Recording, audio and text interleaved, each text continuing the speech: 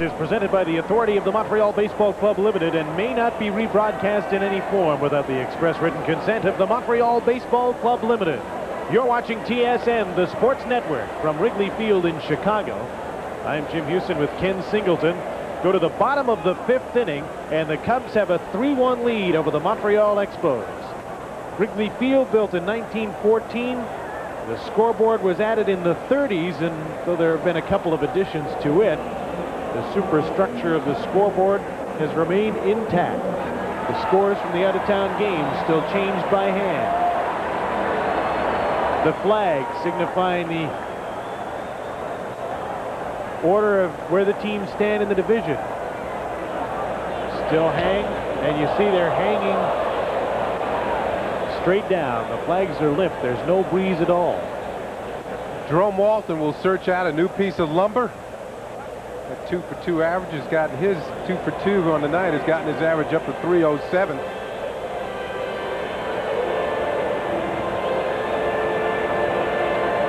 Not a puff of wind.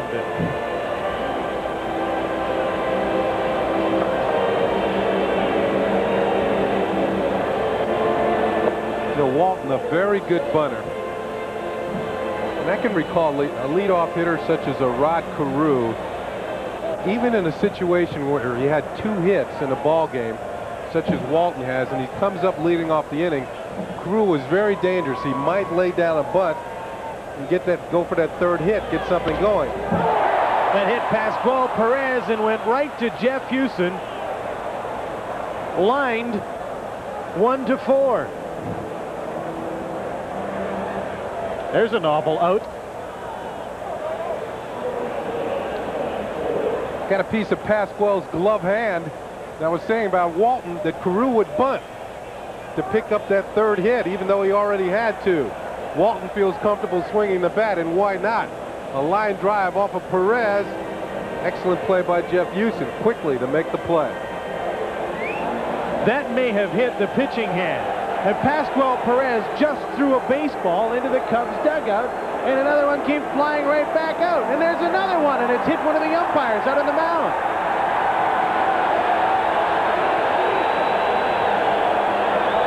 Now Don Zimmer's coming up, and he'll argue that Perez started it. He threw a ball into the dugout, and he did.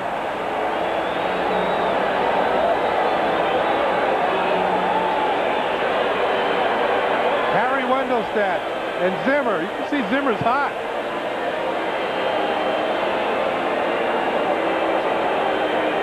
Pascual was being tended to on the mound. It appeared that his right hand, his pitching hand, may have been hit by that line drive.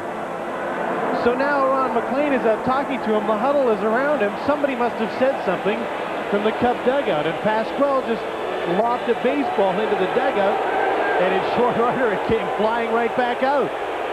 And when the ball came out, it hit home plate umpire Bill Hahn. The second ball hit him because one had come out earlier. Gonna fine you because this bitch threw the ball in the goddamn dugout. Fucking clown. I don't know if you could have picked that up, but one of the Cubs is going to be fined for throwing the ball.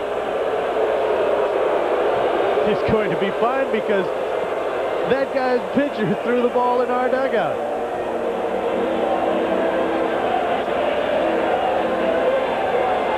A little bit of a smile on Pascual's face, as if he's gotten away with something here.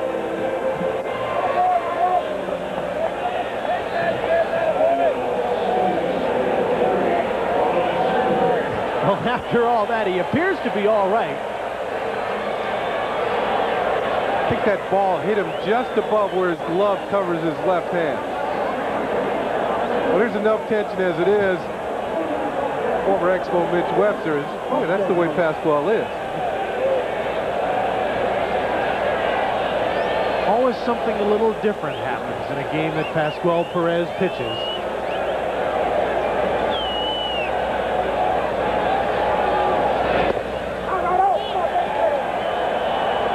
Sandberg's the batter. 1-0.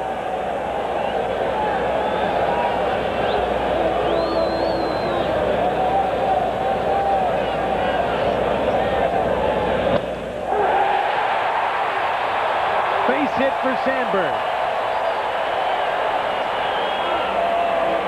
Goes a long ways around first and then hustles back in.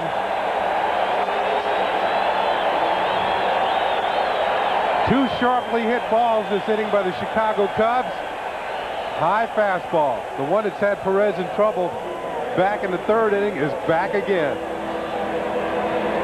7 hits now for the Cubs. That's the first for Sandberg, who's 1 for 3. And now Perez will work to another of the rookies, Dwight Smith. Smith singled and drove in a run in the third. Sandberg has threatened to steal at first. He's had 7 straight years of 20 or more stolen bases. This year he's only at 11. He's going to have to go some.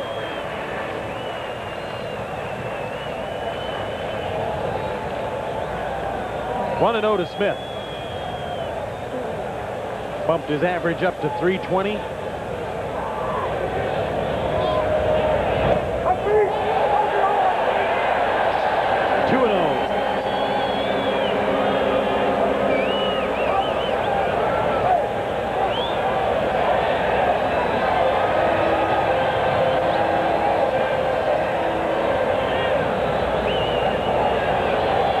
Pascual Perez, a ball has been called on the Expos for Pascual going to his mouth by a home plate umpire, Bill Hahn.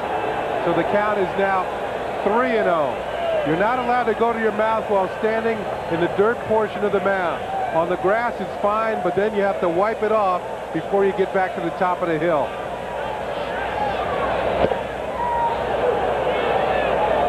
Three and 1. Now you'll see pitchers go to their mouth on a cold day if they have permission from the umpire beforehand, but only to blow in their hands. Pascual Perez obviously maybe dampened his fingers. Sandberg's running, pulled foul, up into the lights. You know, it is a cooler evening than it was yesterday, and we're used to this time of year, but it's not that cold that you have to be blowing into your hands. I think if you watch other Expo pitchers, Mark Langston in particular goes to his mouth quite a bit, but he makes a point of being on the grass portion of the infield before he does it. He does it after it releases pitches, then goes back on the mound. Tim Burke does it a lot, and he always goes for a walk around the mound. Full count, 3-2. Sandberg on first. Just one away, bottom of the 5th inning. Cubs 3, Expos 1. There goes the runner. Smith hits the ball on the ground, starting the runner. Kept the Cubs out of the double play. Houston went over to first to get the out, 2 away.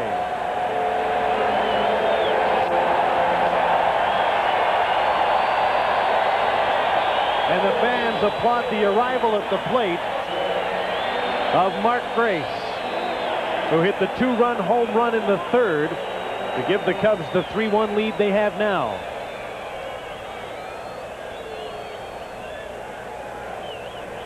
Grace started the ball game at 309, now up to 310.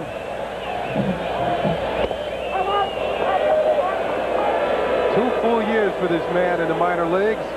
Hit 342 and 333. Leon Durham had been installed at first base here for Chicago, but he was sent packing because of Mark Grace.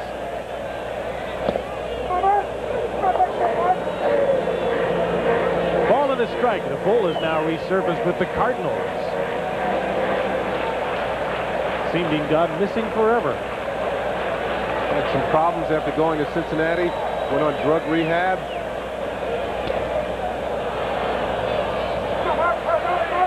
Foul, a ball and 2 strikes. Was released by the Reds, then he was signed to a minor league contract by the Cardinals.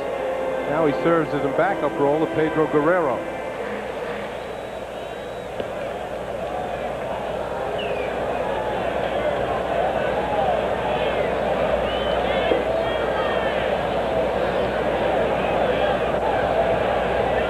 Pascual's 1-2 pitch to Grace. 2-2.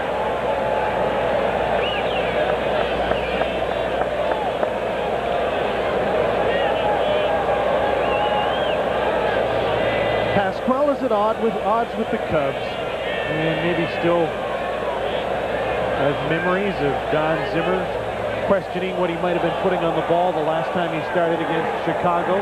Maybe he was hearing a few words about that from the dugout when he decided to throw his Pascual pitch over to the dugout. Seems that all the other teams, just the way Pascual reacts on the mound, the way he does his job, and I know it's entertaining to the fans, but other teams get annoyed at some of the antics that he performs. Recall Kurt Gibson of the Dodgers earlier in the year, trying to get at Pascual during that brawl in Los Angeles.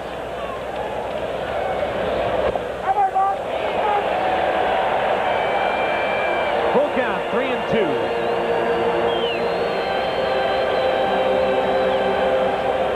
Sandberg out at second base.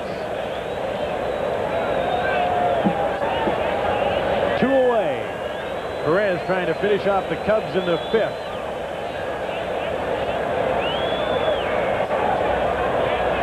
Here's his 3-2 pitch. Fouled away again. Mike Scott makes a very good point about Pascual Perez. Says he's a good enough pitcher that he should be able to go out there and not have any problems. But by getting himself dirty, by playing in the dirt, by covering his uniform with dust and dirt and who knows what else, he just draws attention to himself. And it's little wonder some managers have questioned him. Fly ball, Raines going after it, makes the catch. A fine running catch by the Expos left fielder. Saved extra bases, most assuredly kept Sandberg from scoring, and retired the side for the Cubs. Pascual Perez pitched out of a bit of a jam. Maybe his most influential pitch of the inning. Went straight to the dugout of Don Zimmer. This is Labatt Expos Baseball on TSN.